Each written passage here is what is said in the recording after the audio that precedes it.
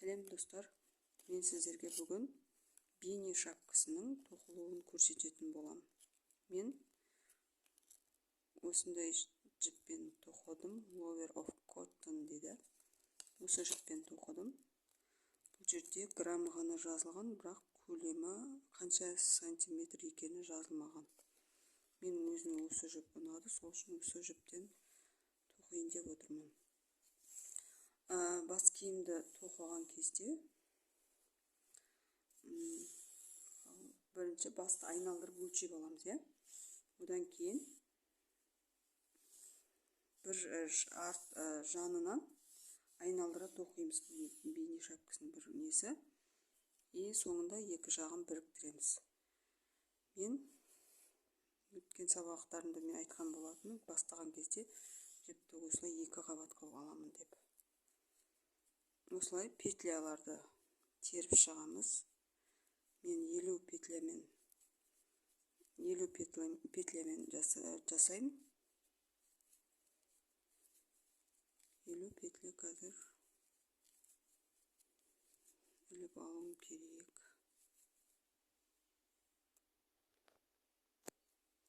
Міне мен 50 петля іліп алдым. Енді өрнегімізді бастау үшін бір қабаттағы жұмыс жібімізден бір ілмек көтеріп аламыз. Ары қарай жұмыс жібімізді крючокқа ілдіріп алып, міне бірінші емес, келесі екінші петлядан бастап тоқимыз. Тоқығанда міне 3 жіп, өткізген жібімізді бірден екі жіптен өткізіп аламыз. Мінекей іліп аламыз.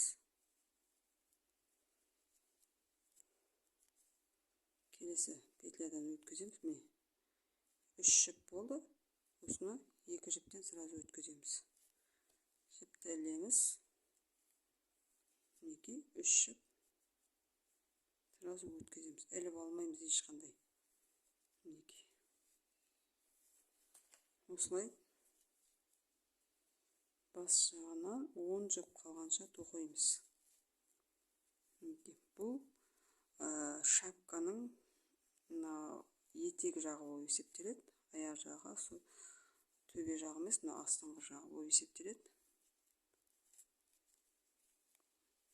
Мінекей іліп аламыз, өткіземіз. Іліп аламыз, өткіземіз. Бұл шапканы мен екі маңдай алдыңғы жағын қайтарып тоқитын болғаннан кейін 50 петля қылып алдым. Егер сіздер қайтармай тек тікесінен тоқитын болсаңыздар, петляның көлемін азайтып тоқисыздар. Және де бұл шапканы ұлдарға да қыздарға да киюіне болады. Темный цветтерінен ұлдарға тоқысаңыздар да болады. Бұл қыз балаға болғандықтан осындай түспен тоқып отырмын мен. Мінекей осылай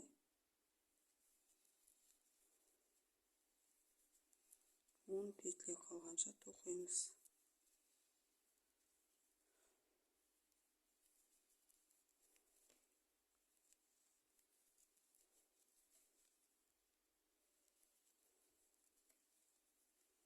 Өрнек оңай. Бұны английский резинка деп жатайды. Айтпақшы, мен бұл нені нөмірі 4-ші крючокпен тоқып отырмын. Егер сіздер бос болғанын қаласаңыздар, жібіңіздің қалыңдығына қарай одан үлкенде жуандау крючокпен тоқысаңыздар болады. Сонда шапка бос болып тұрады. Ал мен қатты тығыз да емес, бос та емес, орташа болуын қалағандықтан нөмір 4-ші крючокпен тоқып отырмын. 1, 2, 3, 4, 5, 6, 7, 8, 9, 10. Біреуін тоқитеміз. Мінекей, енді не істейміз? Енді ешқандай ілмек ілмейміз. Петлядан өткізіп, мінекей, бірден өткізіп аламыз. Міне.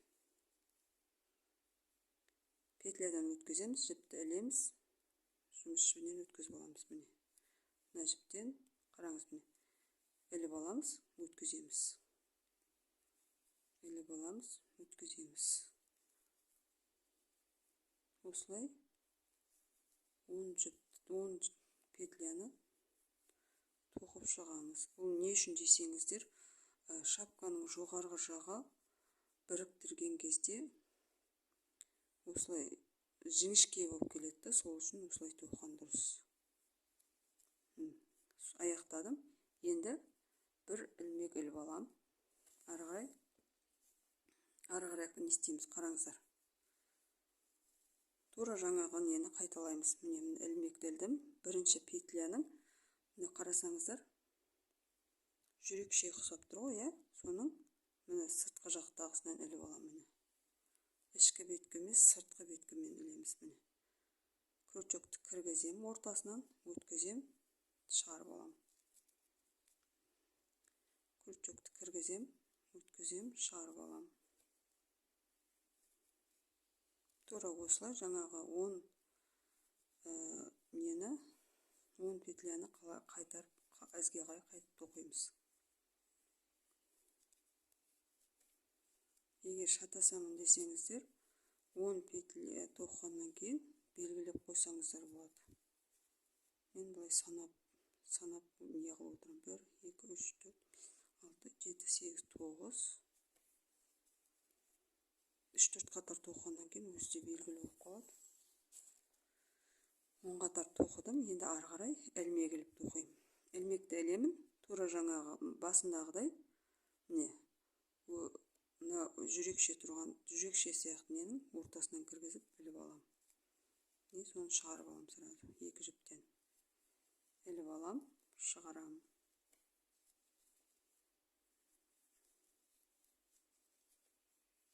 Барынша қатты қыспай, бос соқсаңыздар, шапкаңыз әдемі болып тұрады.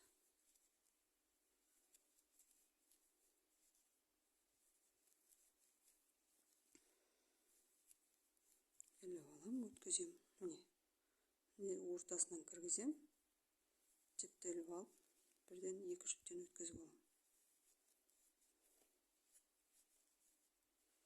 Петляларымызды әр қатар аяқталғанда санап отырыңыздар. Петля арасында қалып кетуі мүмкін. Болмаса бір петлядан 2 рет тоқып жіберуіңіз мүмкін. Мұндай жағдайда шапканың көлемі өзгеріп кетеді. Сол үшін петляларыңызды түгел қылып санап отырыңыздар.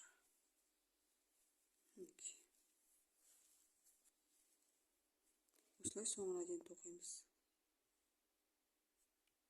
Міне соңына келдім. Соңғы 2 петля. Міне. Мен соңғы петляда бір емес, 2, мына ортасынан емес, екеуін бірге алып тоқимын. Өйткені не жері бос болмау үшін осылай тоқимын. Енді міне аяқтадым. Енді бір ілмек іліп алып, айналдырып қайттан тура жаңағыдай бастаймын. Ортасынан өткізіп, ары қарай өткізем. Ортасынан өткізіп аламыз, шығарамыз. Ешқандай да қиын несі жоқ. Ең оңай узор, әрі әдемі көрінеді узор.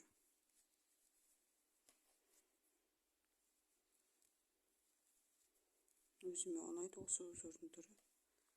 Бұл узормен мен қыздарыма митингке тоқып берген болатынмын. Митингке қалай тоқылатынын білгілеріңіз келсе, менің алдыңғы түсірген сабақтарыма қарасаңыздар, сол жерден көрсеңіздер болады. Мінекей ортасынан өткізіп, іліп алып, мынадан өткізсеміз. Осылай жаңағы басындағы 10 петляға дейін тоқимын. Мен стопқа қойып тоқып аламын. Жоғарғы жағында 10 петляға келдім. Ол жерде ілмек ілмейміз, ешқандай крючокқа бірден өткізіп алып, мынадан өткіземіз.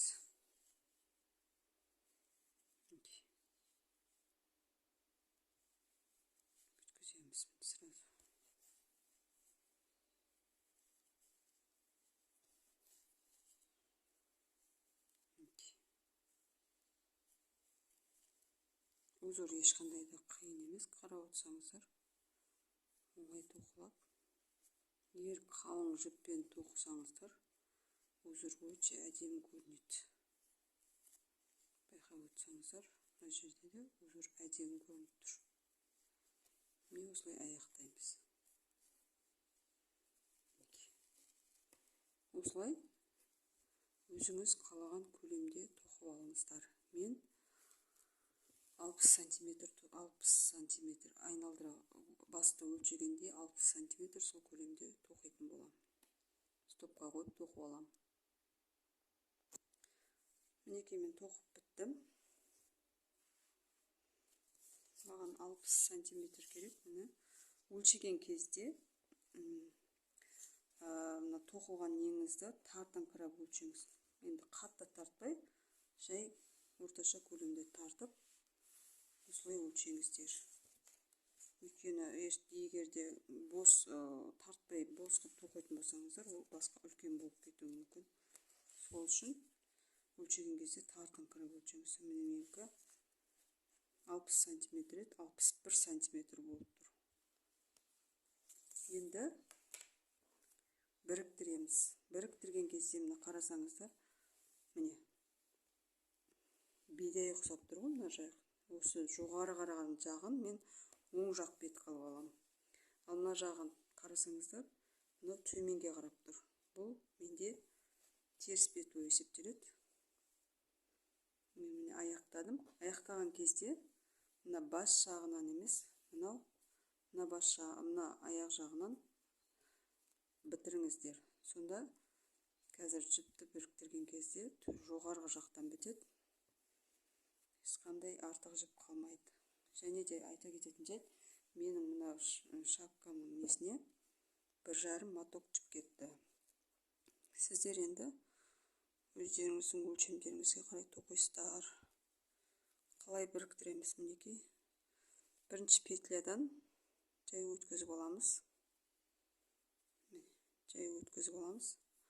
Ары қарай міне тура жаңағы тоқылғандағыдай аяқтаймыз. Мына жерде мына екеуінен өткізіп, мынаның сырт жағындағы неден өткізіп, мынаны мінекей жіпті өткізіп аламыз. Мынадан өткіземіз. Көрдіңіздер ғой, мына жерде 2 жіптен өткіземіз, мына жақта 1 жіптен өткіземіз. И сразу өткіземіз.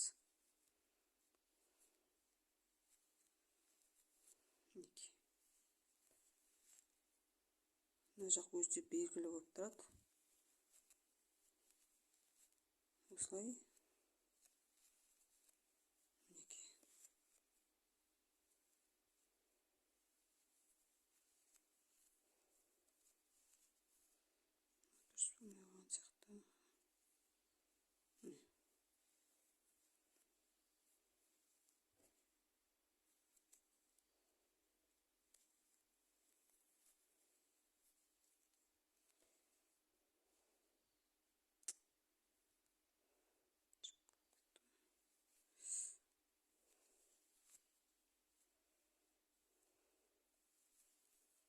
Түсінікті деп ойлаймын, біріктіру ондай қиын емес. Осылай соңына дейін әр петляны бір-бірімен біріктіреміз. Егер ортада қалып кететіндей болса, онда узорымыз дұрыс шықпай қалады. Сол үшін қадағалап отырып аяқтаңыздар. Ешқандай да жібермейміз. Мына өткізіп аламыз да, соны бірден мына жұмыс жібінен өткізіп аламыз. Мен стопқа қойып, ақырына дейін тоқып жайын. Міне мен аяқтадым. Мына жерде қарасаңыздар, бағана бас жағында 10 петлямыз міне бір жерде қысқа болып келеді. Көрдіңіздер ғой? Енді осының бас жағын жиырып біріктіреміз. Мен жіпті қырқып тастадым, мында өзімізге жетерліктей көлемді қырқып алып, енді біріктіреміз. Ол үшін міне араларынан өткіземіз. Жіпті толық өткізіп аламыз. Екеуден тастап өткіземіз. Екі өрнек тастап бұл аралықтан өткіземіз.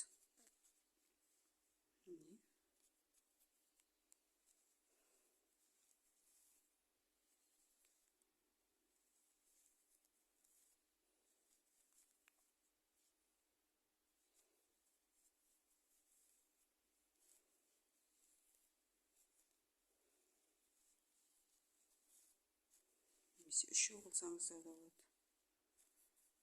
Мен осылай екеу қылып отырмын. Қазір көреміз қалай болатынын.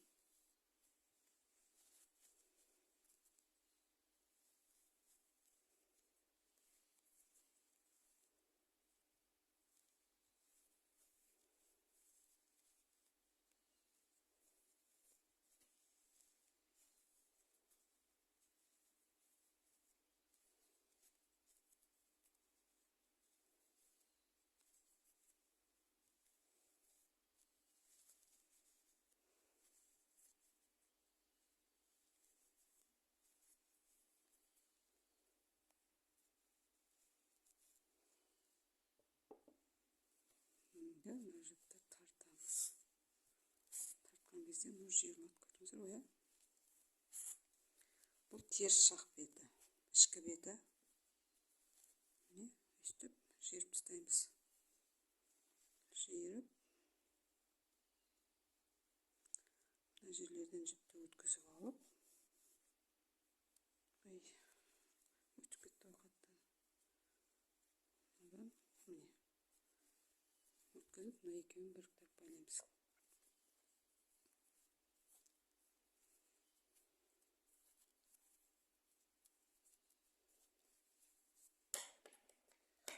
Арта жігін қағып тастаймыз.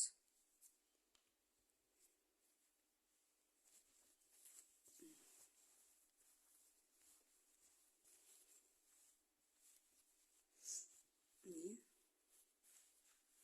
мына біздің жаңа біріктірген жеріміз. Қарасаңыздар, ешқандай білінбей тұр. Көрдіңіздер ғой? Мен бұл шапканы былай қайырылып тоқитын болғандықтан көлемін осындай үлкен қылып алдым. Егер шапка ұнаған болса, лайк басып комментарияға өз ойларыңызды жазып кетіңіздер. Келесі сабақта осы шапкаға набор есебінде хомут тоқып көрсететін боламын. Ол үшін менің каналыма тіркеліп, қоңырауша белгісін басып қойыңыздар. Сонда бірінші болып менің видеоларымды бірінші болып көретін боласыздар. Рахмет сіздерге.